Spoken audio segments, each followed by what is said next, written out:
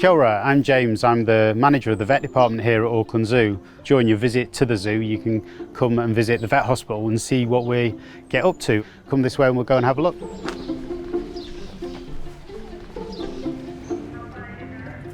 So we're in the vet hospital gallery here. So this is open to the public whenever the zoo's open.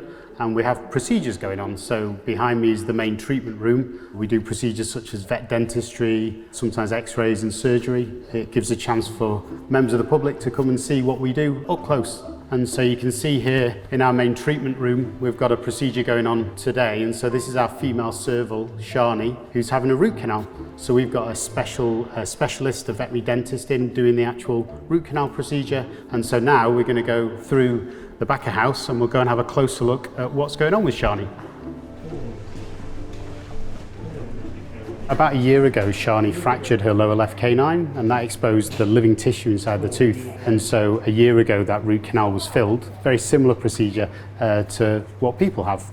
And so over the last few weeks, she's actually just broken the top of that filling. Obviously, Shani isn't going to sit in a chair while we inject local like a human would. So we give her a general anaesthetic, which is why she's asleep on her side with a tube into her throat, helping her breathe, and she's got some IV fluids running and lots of monitoring equipment. We had Russell Tucker come from Kohimarama Vets because he has special expertise to replace the root canal filling. So you can see here, this is a dental x-ray machine that Russell's got in his hands. This is the same if you go to the dentist yourself. This is just a bit more portable for our purposes.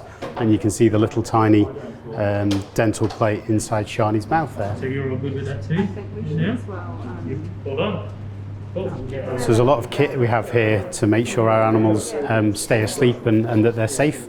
And so this is a multi-system monitor. Basically, this can tell us how fast she's breathing, how much carbon dioxide she's breathing out. You can see a little tube into a windpipe. So that is down into a trachea and that has oxygen and anaesthetic gas going in it.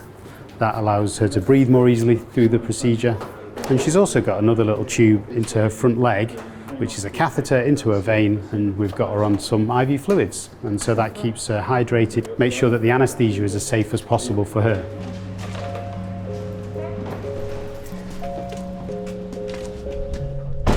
So this is the image from the dental x-ray that we saw being taken of Shani's tooth, but this is her two lower canines. And so this is the healthy one, and then this is the one, and you can quite obviously see the filling there. On x-rays, the whiter something is, the more dense it is. In a normal tooth, you have running along the middle, you have a pulp cavity. So that's the living tissue of the tooth. That provides the nutrition to the tooth and keeps it alive. But if you break our teeth and expose that pulp cavity, bacteria can crawl from the mouth and from the outside. So what we do is that we get Russell, because of his expertise, to come in and he basically drills out that living tissue and replaces it with a filling, and so it's now sealed to the outside world, so this tooth should stay healthy and happy for the rest of Shani's life. Being a zoo vet is a really broad discipline, so we have to be the anaesthetist, we have to be the radiographer, we have to be sometimes the surgeon, and I think we're close to matching the level of care that you or I might get if we go to the hospital. So this is the x-ray room. As well as x-rays, we do endoscopy and ultrasound in here, so lots of diagnostic imaging, and it's one of the 3 rooms that's on show to the public. This is obviously the second room, the main treatment room, and then we've also got this 3rd room. So we often have hospitalised animals in here, so again this is the 3rd room that's on show, and we've had things from little sea turtles to little finches to kakapo and even tuatara being hospitalised in here. Lots of people think that we as vets have our own special equipment, but actually what we usually use is all the stuff that's designed for people.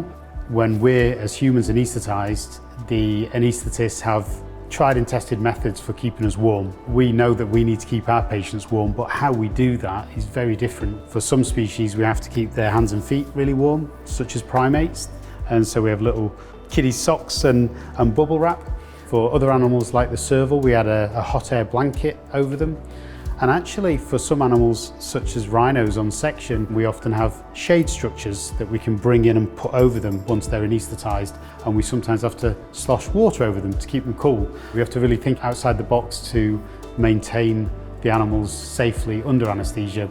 You can see on the wall here there's a bunch of anaesthetic tubes, so As we saw with Shani when she was anaesthetised, she had a little tube down into her windpipe. But because our patients are so varied, we have a large range of sizes from quite small.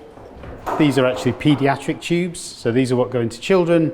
These are kind of adult human size, all the way up to these tubes, which we might use in, for instance, our zebra. We also use bigger tubes in giraffe, and then you need even bigger tubes if we're going to do rhino intubation. So this is our external quarantine building. So this, in this building we have typically animals that are coming in and leaving the zoo. So we're going to go inside now and give Bella, who's a wild cockapoo who's here receiving treatment, and help give her a tube feed and give her a medicine for the afternoon.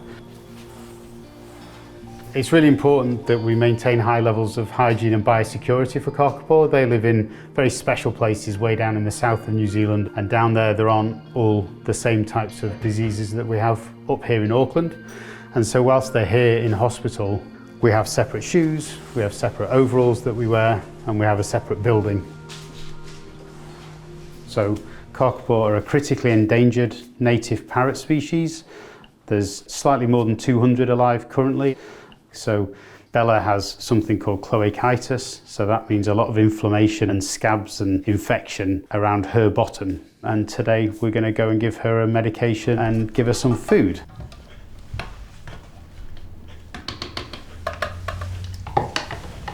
Okay.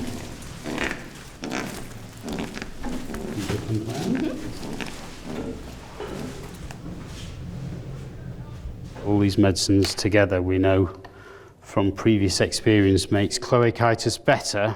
We've got lots of research going on over the last 12 or 13 years, because what we'd love to be able to do is prevent the disease.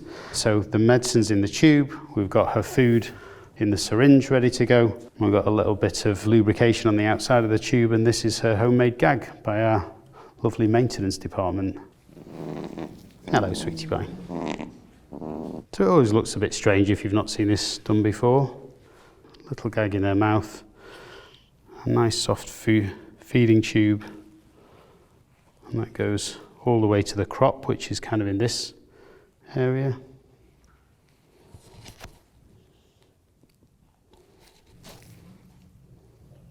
It's as simple as that. And she'll give me the gag back probably, maybe. Thanks. I'm just going to put some fresh food in for Bella. We're offering her a selection of vegetables, but also seeds and nuts, which she really likes, so that will keep her happy. And we've also got this fresh browse that we offer her. So through the breeding season and at certain other times, the cockapoo in the wild are given supplementary food, and so the cockapoo in the wild know that if there's a green platform and there's a white tub, that there's their favourite pellets in there. These are designed to be heavy enough for a cockapoo to get the head in, but little birds can't move it. So we continue that whilst they're in the hospital with us, because for Bella this is reassuringly familiar and she knows what this is all about.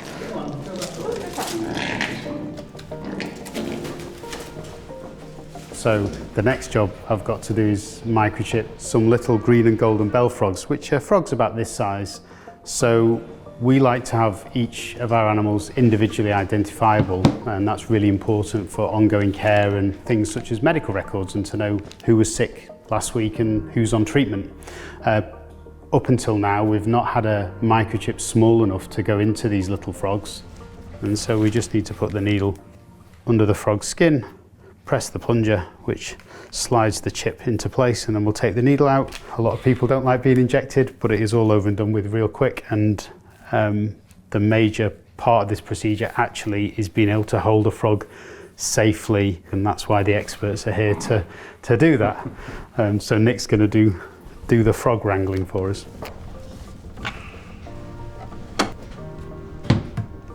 And here's the microchip, an example of the one we're going to use on the frog. So it's this little tiny silver dot at the end of my pen there. And so these have been designed to insert into the tail of mice. We're trying to find a repeatable location in the frogs. So what we're choosing to microchip the frogs on their feet, and that's because there's thin skin that'll allow the laser light through. There we go.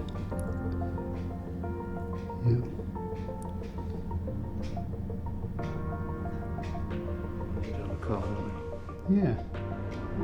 Frogs can change their appearance quite readily. They can change their colour, especially with temperature.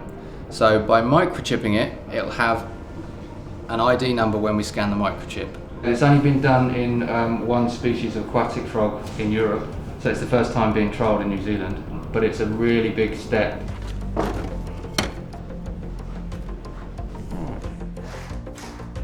So thanks for looking behind the scenes and having a look at what we're doing today, and we look forward to seeing you the next time you come and visit. Just remember that every time you come and visit the zoo, you're supporting all the really valuable work we do, so thank you.